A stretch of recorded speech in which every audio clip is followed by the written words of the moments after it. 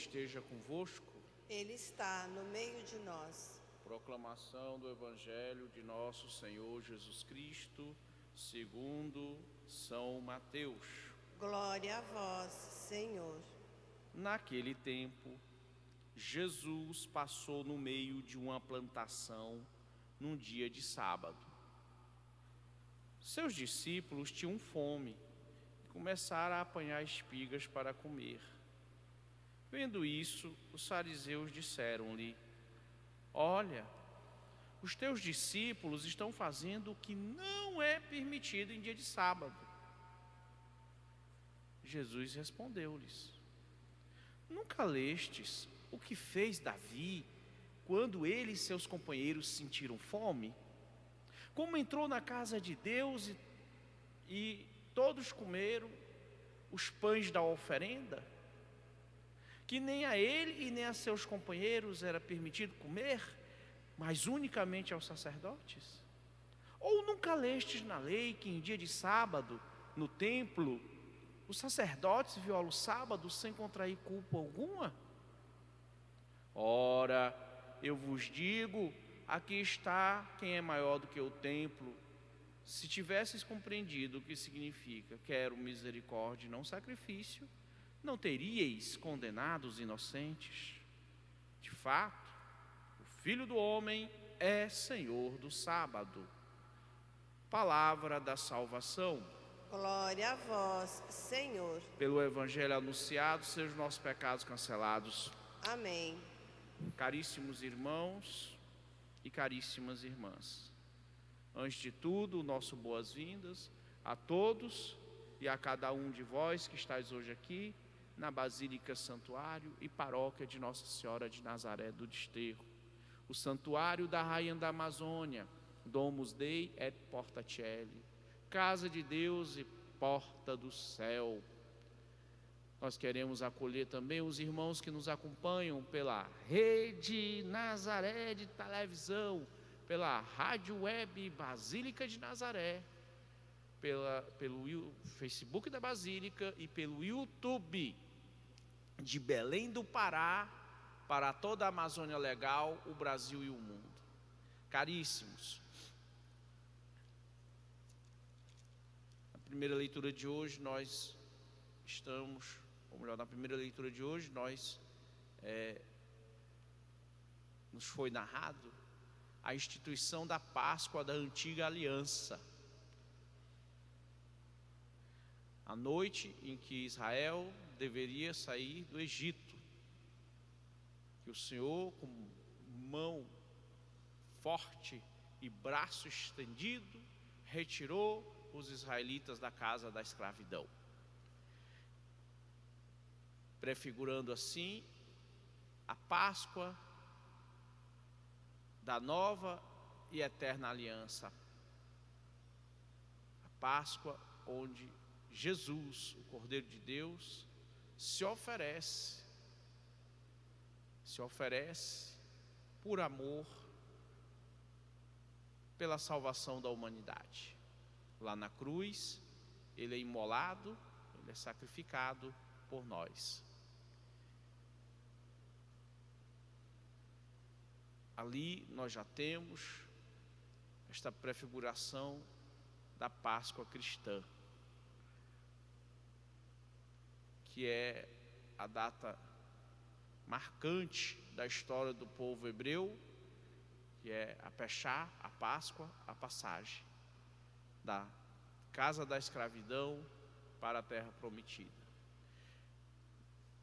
Mas a vida do povo da antiga aliança é uma prefiguração do que deve acontecer com o povo da nova aliança. Assim como após o cordeiro ser imolado, este povo continuou a passagem rumo à terra prometida. Assim também este povo passou por vicissitudes e tentações. Assim acontece conosco, a igreja, o novo Israel. Também ao longo da história, desde o sacrifício do Senhor, nós que estamos rumando à pátria eterna, passamos aqui na terra provações, tentações, dificuldades. Assim, como dizíamos, as vicissitudes do povo da antiga aliança prefiguram as vicissitudes do povo da nova aliança. No Evangelho, nós vamos ver Jesus num debate com os fariseus sobre a questão do sábado. O sábado, que é um dos mandamentos. Lembre-se, quando a gente fala de mandamentos na Sagrada Escritura, especificamente no Antigo Testamento da Bíblia Sagrada, nós não estamos falando apenas dos 10 mandamentos. Nós estamos falando de 613 mandamentos. 613. Então, quando vocês ouvirem a expressão, a lei de Moisés, ou ainda a lei, ou os mandamentos, está se referindo a estes 613 mandamentos, dos quais os 10 mandamentos são os principais, em torno dos quais os outros se organizam e são aplicados. E dentro destes 10 mandamentos, nós temos 2 principais, que é amar a Deus sobre todas as coisas e o próximo como a si mesmo. A própria estrutura dos mandamentos reflete isto, dos 10 mandamentos.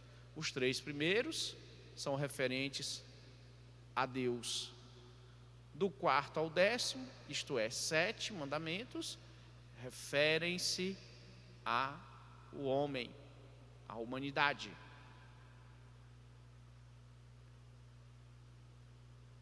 Então aqui está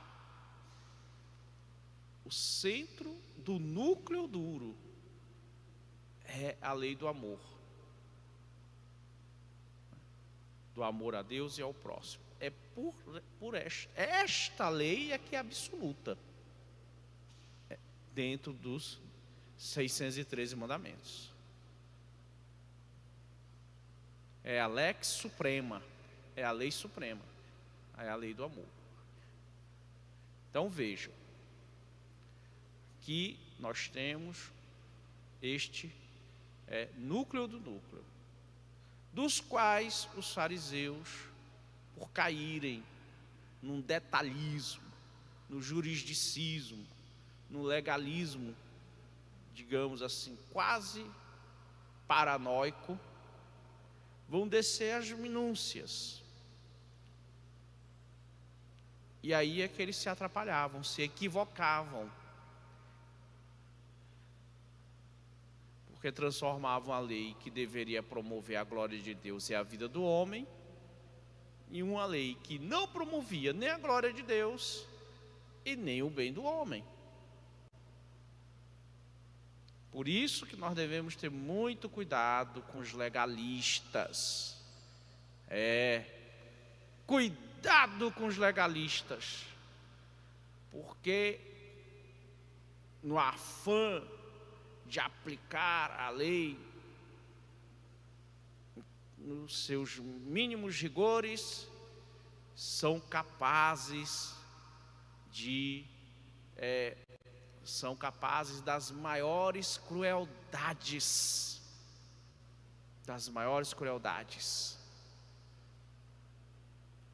Isso mesmo. Das maiores crueldades e mais ainda, de afrontar a Deus e aos homens. E como dizíamos, os fariseus se equivocavam, colocando pequenos aspectos acima do que era principal. O sábado, como dizíamos, era um dos 613 mandamentos. Inclusive, está entre os 10. A palavra sábado vem do hebraico shabá, que significa cessação, repouso, descanso. justamente que o homem saísse das suas tarefas cotidianas para poder servir a Deus. E o sábado em si é uma coisa muito boa. O descanso semanal é uma lei milenar. Porque na antiguidade, antes dos hebreus instituírem o sábado, os pagãos trabalhavam todos os dias da semana, de sol a sol. Não havia descanso para ninguém. Para ninguém. Então o sábado já foi um avanço. Nós podemos dizer que é a primeira lei trabalhista e a primeira lei social e a primeira lei previdenciária da história. Se não é a primeira, é uma das primeiras. E olha que a importância do sábado é tão grande que quando os ímpios revolucionários franceses se arrogaram o direito de mudar o calendário, eles vamos acabar com essa história de calendário cristão. Eles inventaram uma semana de 10 dias. A pessoa só vai folgar a cada 10 dias. Trabalha 9, era o que eles chamavam de decadi, né? O 10º dia. Uma atrapalhada. Tanto que uma das primeiras medidas de Napoleão, quando implantou a sua gestão, foi revogar o calendário revolucionário.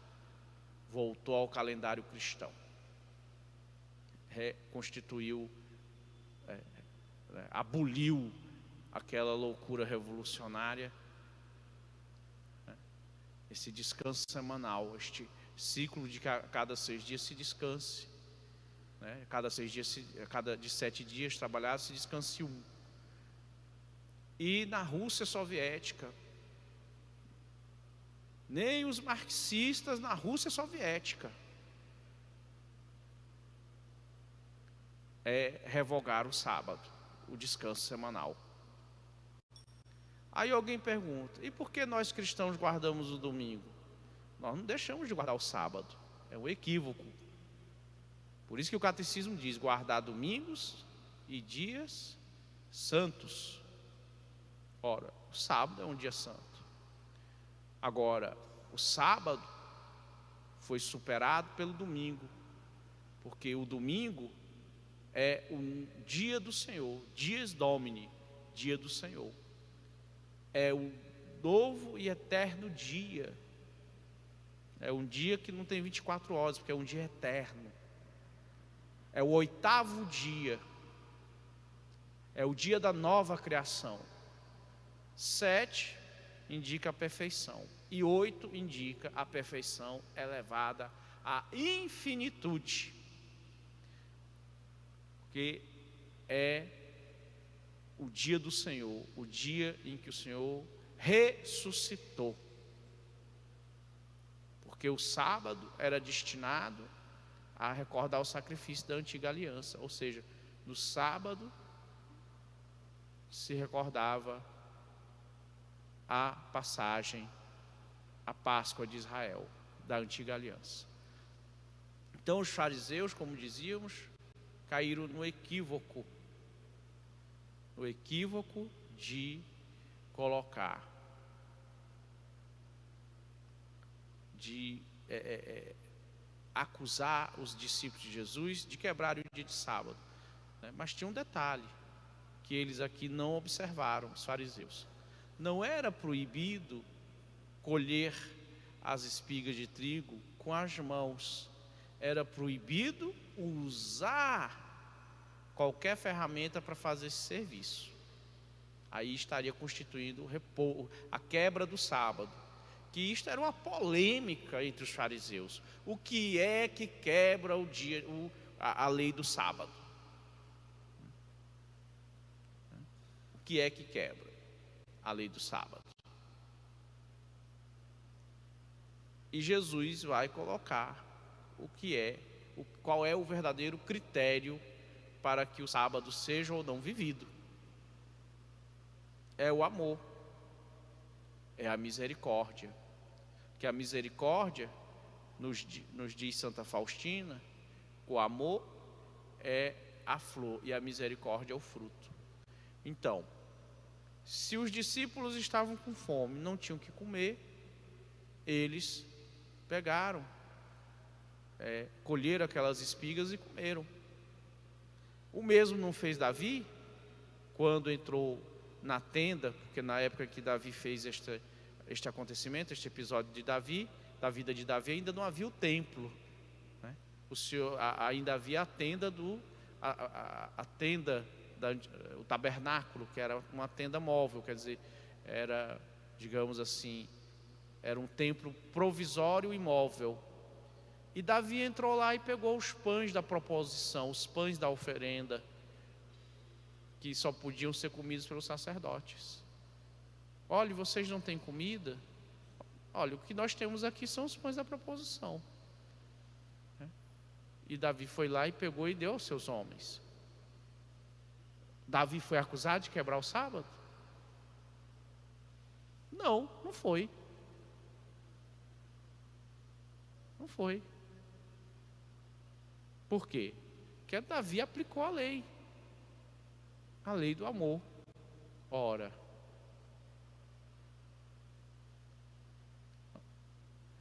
está escrito que a glória de Deus é o homem vivo e andando. Ora, se Davi ia morrer de fome e os seus, ele não ia cumprir então a glória de Deus. Então ele foi lá para realizar aquilo que o profeta já tinha dito, que o profeta diria: está aqui, se alimente e fique vivo. Cumpriu a lei. Davi não descumpriu a lei. A mesma coisa os apóstolos. E Jesus ainda vai recordar os fariseus: olha, lá no templo em dia de sábado, quando são oferecidos os sacrifícios, e como é que era que se fazia o sacrifício? Você tinha que pegar o animal e matar, cortar a garganta dele, separar o sangue e o corpo e oferecer. Era isso que se fazia no templo, lá em Jerusalém. O sacrifício dos animais, que vai ser abolido pelo sacrifício de Cristo. Então, ali é ofertado. Para fazer esta oferenda, os sacerdotes tinham que pegar a faca, tinham que carregar o cordeiro, tinham que separar. Olha aí, tinham que trabalhar no sábado.